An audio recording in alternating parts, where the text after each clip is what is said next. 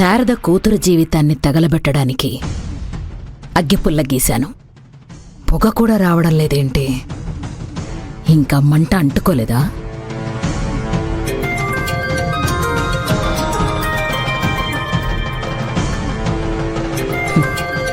అంటుకున్నట్టుంది. Hello Madhavi గారు. Hello Shambhavi గారు, బిజీగా ఉన్నారా? 2 minutes మాట్లాడొచ్చా? ఫ్రీగానే ఉన్నాను. ఒకవేళ బిజీగా ఉన్నా కూడా మీకోసం ఫ్రీ చేసుకుంటాను. చెప్పండి, పెళ్లి పనులు ఎంతవరకు వచ్చాయి? ఆ విషయమే మీతో మాట్లాడదామని కాల్ చేశాను. పెళ్లి పనులు ఆపేశాం శాంభవి గారు. సో నన్ను నమ్మి నేనిచ్చిన సలహా ఫాలో అవ్వాలని డిసైడ్ అయ్యారన్నమాట, అంతేనా? మంచి ఎవరు చెప్పినా తీసుకోవాలి. మా మేలు కోరి మీరు సలహా ఇచ్చారు, పాటించకపోతే ఎలా? మన మనస్తత్వాలు కలిశాయి,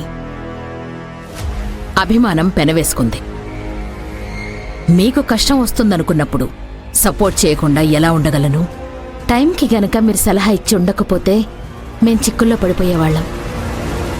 జ్యోతి గనక తిరగబడితే జైల్లో పడేవాళ్ళు. ప్రతి పరిచయానికి ఒక కారణం ఉంటుంది. దీని గురించే దేవుడు కాస్త ముందుగా మీతో పరిచయం చేశాడేమో. అలాగే అనుకోవాలి. ఇంతకీ పెళ్లి ఆపాలనుకున్న విషయం శ్రావ్యకి వాళ్ళ పేరెంట్స్కి ఇన్ఫార్మ్ చేశారా? ఇందాకే శ్రావ్య వాళ్ళ ఇంటికి వెళ్ళి విషయం చెప్పి వచ్చేశాను. కానీ వాళ్ళ నిర్ణయమే ఇంకా చెప్పలేదు. ఎంతైనా ఆడపిల్ల జీవితం. ఆల్రెడీ ఒకసారి పెళ్లి ఆగిపోయింది. మళ్ళీ అంటే వాళ్ళ భయం వాళ్ళకుంటుంది కదా. అవునులేండి, దాన్ని కూడా మనం కాదనలేం కదా. శారద కూతురికి సవతిని తీసుకొచ్చి ఇంట్లో పెట్టబోయే ప్లాన్లో భాగంగా మొదటి స్టెప్ సక్సెస్ఫుల్గా పడింది. ఇంకా మిగిలిన ప్లాన్స్ కూడా ఇంతకన్నా సక్సెస్ అయ్యేలా చేస్తాను. లీగల్ ప్రాబ్లమ్స్ కాబట్టి శ్రావ్య తన పేరెంట్స్ కూడా పెద్ద మనసుతో అర్థం చేసుకుంటారు. ఏమో మరి, చూడాలండి. వాళ్ళేమంటారో అర్థం కావట్లేదు. మరి జ్యోతిని ఇంటికి తీసుకొచ్చే విషయం ఏం చేశారు? అదే నా మైండ్ మీద చాలా పెద్ద ప్రెషర్ అయిపోయింది. నేను నా స్థాయి దిగి జ్యోతిని కోడలిగా ఇంట్లోకి ఎలా అనుమతించాలి అన్న విషయం గురించి ఆలోచిస్తున్నాను. నాలో నేనే పెద్ద యుద్ధమే చేస్తున్నాను. మీ యుద్ధం శ్రావ్యకి అందమైన జీవితాన్ని ఇవ్వడం కోసమేనండి. మంచి కోసమే మీరిదంతా చేస్తున్నారు, పోరాటం చేస్తున్నారు. కొన్నిసార్లు మనం అనుకున్నది సాధించాలి అంటే ఒక మెట్టు కిందకి దిగగా తప్పదు. మీరు ఎలాంటి సంకోచం లేకుండా జ్యోతిని ఇంటికి తీసుకురండి. తర్వాత తన్ని ఎలా పంపించాలి అన్నది నేను ఐడియా ఇస్తాను కదా. శాంభవి గారు, సొంత మనిషిలాగా మీరు నాకిస్తున్న సపోర్ట్ని నేనెప్పటికీ మర్చిపోలేను.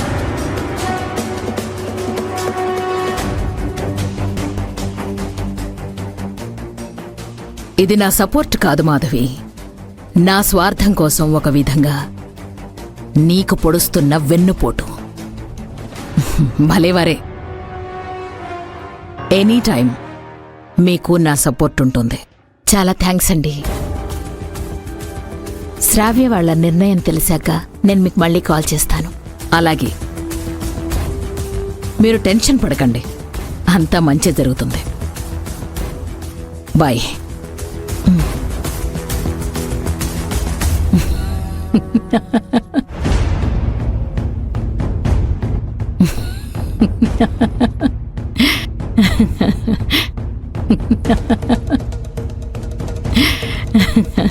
శాంభవి, ఏంటన్నా? ఏంటమ్మా చాలా హ్యాపీగా ఉన్నావు? నా శత్రువులు అనుకున్న వాళ్ళని నా చేతికి మట్టి అంటకుండా కంటికి కనపడకుండా అంతం చేసే పనిలో విజయం సాధించబోతున్నాను నాన్న. అది తలుచుకుంటేనే గర్వం ఉప్పొంగిపోతోంది. నీ శత్రువు డీటెయిల్స్ నాకు చెప్పమ్మా, నేను క్లియర్ చేస్తాను కదా. వద్దు నాన్న, ఎవరి హెల్ప్ లేకుండా నేను ఒంటరిగా ఈ విజయం సాధించాలి.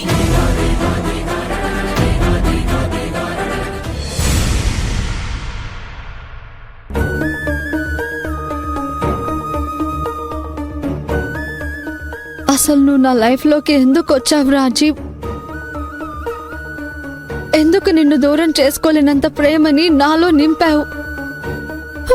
ఇప్పుడు చూడు, నేను నీ జీవితంలోకి వద్దామని ఎంత ప్రయత్నం చేసినా పరిస్థితులు ఏదో ఒక రూపంలో నిన్ను దూరం చేస్తూనే ఉన్నాయి.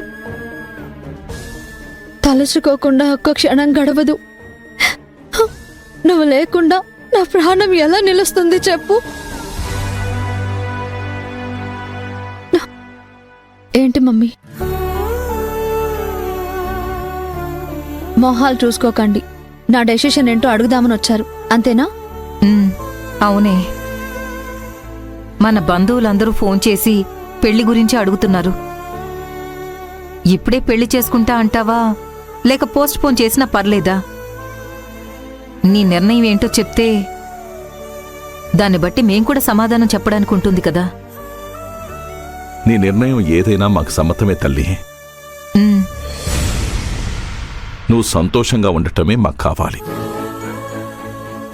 నీ జీవితం బాగుండాలి, అంతేనమ్మా. ఇంతకు ముందు రాజీవ్ దాని మెళ్ళలో తాళి కట్టేటప్పుడు నా మనసుకి బాగా గాయమైంది. ఆలస్యం చేయకుండా వెంటనే రాజీవ్తో పెళ్లి ముహూర్తం నిర్ణయించారు కాబట్టి కాస్త సర్ది చెప్పుకున్నాను. ఆంటీ వాయిదా వేద్దామని చెప్పేసరికి మళ్ళీ నా మనసుకి గాయమైంది. ఆ గాయంలోంచి నిర్ణయం తీసుకోవాలంటే నాకు కొంచెం టైం పడుతుంది. అది కాదమ్మా. ప్లీజ్ మమ్మీ, తొందరలోనే నా నిర్ణయం చెప్తాను. నన్ను డిస్టర్బ్ చేయకండి.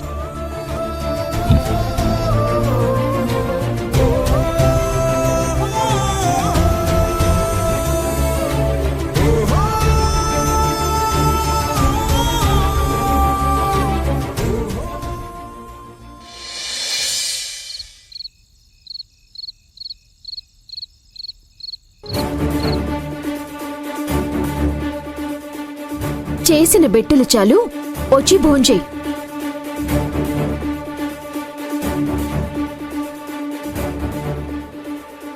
చిన్నపిల్లలాగా అలగకు రమణమ్మా.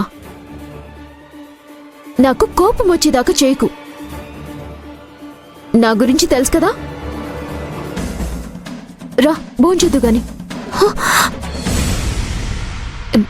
రమణమ్మా, జ్వరంతో ఒళ్ళు మసిలిపోతుంది.